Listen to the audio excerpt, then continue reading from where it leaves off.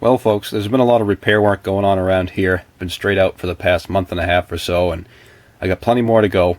But in between everything, I finally found some time to go out and pick up some more tractors. Most of it Gravely's and another garden tractor. I picked up 2 lots of it today, 2 lots of Gravely stuff, both of which were free. Didn't pay anything for them. People were just looking at it. Went to a good home, someone who was going to use it.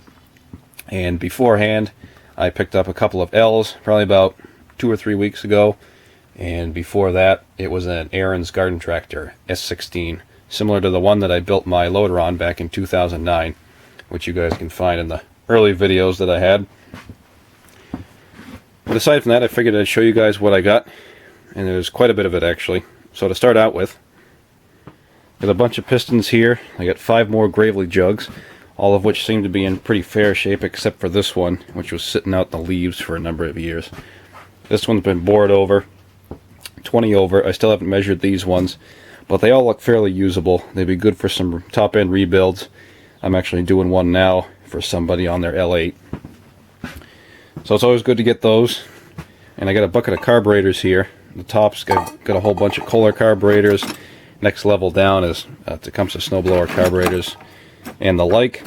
And then even below that is the Tecumseh LME carburetors, the old style ones, so it's kind of nice to have some more of those on hand, and a bunch of other miscellaneous hardware and parts and whatnot. I got another steering sulky. Those have been beginning to pile up around here lately, oddly enough. And this is one of the L's I picked up today. It's a 1943 L. Serial number is 8570, and it's had some updates over the years. The gas tank's been switched out, muffler's been redone, the rear hitch, and it's got an aluminum updraft carburetor on it instead of the cast iron style. But it still has the old style intake pipe, which is pretty cool. And I guess this was running about a year or so ago. The guy brought it to a shop out where he lived and they got it going for him, but he never actually used it.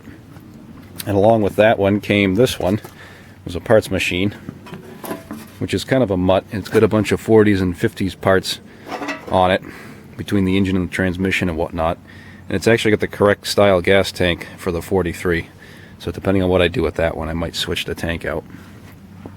And this one actually has compression too. Also came with a set of gear reduction wheels with a nice set of tires on them. They're not the original Gravely tires, so what I'm going to, or wheels actually for that matter, so what I'm going to do is I'm going to pull them off the hubs and I'm going to tube them, because they need tubes. And I'm going to throw these on the big 4-wheel drive that I built, the 4-wheel drive Gravely, because I've been looking for a nice set of Ags, skinny tires for it. So that'll be pretty cool. And there was a bunch of miscellaneous parts, wheel rims, heads, starter clutches, all that fun stuff. The other lot that I brought home, got another Kohler shroud, which is always a plus. Those can be a hot commodity sometimes, as many of you know. Gravely hood and battery tray for like a 66-65 style. More sickle bar parts. I was able to replenish some of my stock with those. A couple of rider hoods, battery trays, 5-gallon buckets full of clutches, clutch cups, and everything for the planetaries on the walk behinds. I got a Kohler backing plate and a flywheel. There's another Kohler black backing plate, 400 series brake bands, early style steering for the riders. That's kind of a crate full of junk. That was sitting at another guy's house that I picked up another week, probably about a week ago. Everything was in the leaves. Another L. He blew it up years ago, took it apart and left it outside, so I just got it for parts. I'm going to strip it down. But aside from that, there was some pretty good stuff. And along with this lot here, I ended up getting another 106 deck, a 185 deck, and an old style rotary plow from the 40s, early 50s. So aside from that, it was a pretty good haul. Got a lot of good stuff, and then I'll take you guys up on the hill and I'll show you the other tractors that I picked up along with this, the Gravely and the Ariens. So to start off with, this is a 64 L8. It's nothing special. It used to have the super convertible hood on it and the electric start, 12 volt. That's all been removed, and I put a custom convertible hood on because I actually have a guy who's going to be buying this, which is the main reason why I bought it, is so I could flip it around, because he was already prospecting for one. So this came with a 30-inch brush deck, which has since been removed, and I've been just giving it a general going through. Carburetor's been rebuilt, magneto's gone through and stuff. I have to finish changing the oil in it. And in partial trade for this one, he's going to be trading in his, I think it's a 50s L. It's just a run-of-the-mill, plain Jane, nothing special.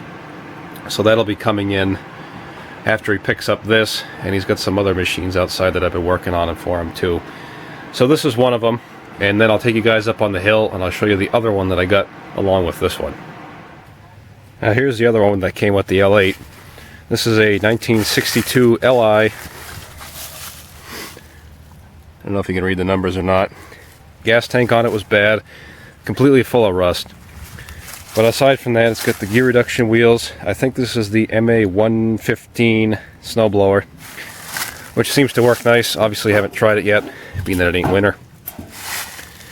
Everything else cleaned up good. The magneto works, the carburetor, I blew that out with a glass bead, and it's not leaking, works out nice. And this one actually runs great.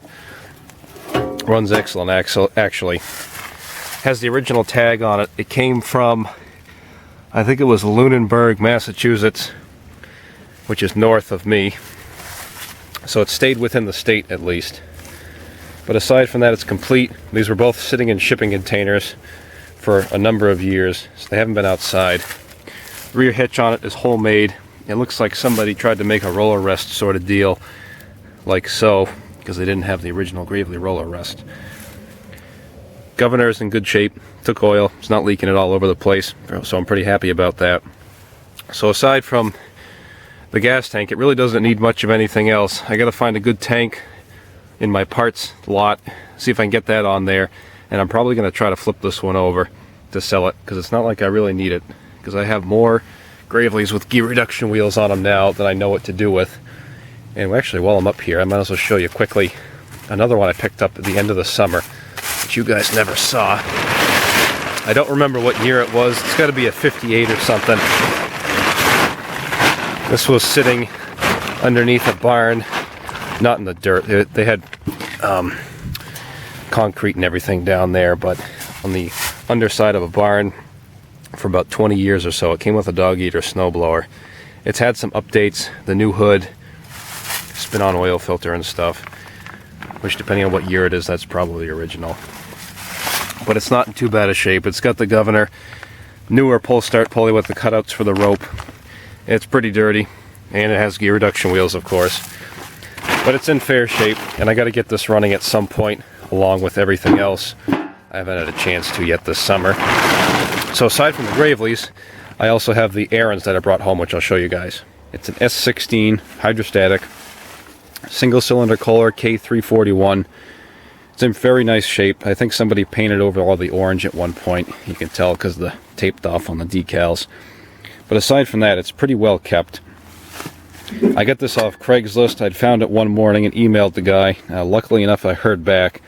It was our best offer, and I got it for $225, which was a very good deal for this machine. I'm sure, as many of you know, these usually end up going around $700 or $800, usually without attachments sometimes. So I got a very good deal. It is going to need some work though. The 16 horse Kohler does smoke. It's going to need a rebuild, which isn't a big deal because I found a shop that's local that can bore out these blocks for me. So if all goes well, I plan to do that this winter. And it just kind of needs a general revamp. The tires on the back are calcium filled. I'm going to have to drain those out because it's already starting to rot through some of the rims. There's a lot of rust on them from it leaking out. Unfortunately, he didn't tube them. I do have another set of rims and tires I'd like to put on this though. It also has the rear PTO, which I was very happy about because my other one doesn't. So that's always a plus to have. It has the 3-point hitch capability set up, and I do have some extra arms that I made years ago that all I have to do is drill them out and make some links that go up to the arms here, and I'll have my 3-point hitch. It has the front PTO, the mid PTO, front and mid lift. Everything's hydraulic, obviously enough. Hydrostatic transmission works nice. It's not a Sunstrand, because I know that's the one that I have in mind. This is the earlier version. I don't remember the brand of it offhand, but aside from that, everything runs great. It sounds good. The drive shaft that goes to the engine is loose in the coupler that connects it to the engine, so that's going to have to get taken care of at some point. Obviously enough when the engine comes out.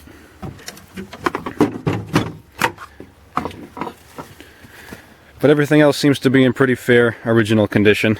Steering needs to be tightened up a little bit, which shouldn't be too big of a problem. There's a screw on the side of the box that will take care of that. But this is kind of another project that I added to the list. Even though I might not be able to work on it right away, I couldn't pass it up because of the price. It was well worth it, even still. But depending on how things go this winter with the business and other projects that I have, I'm just going to add this one to the list, and I'd like to do a bit of a repair video series on it if everything goes well, and get the thing revamped and going again for next year. But that's just some of the stuff I brought home over the past probably month at this point.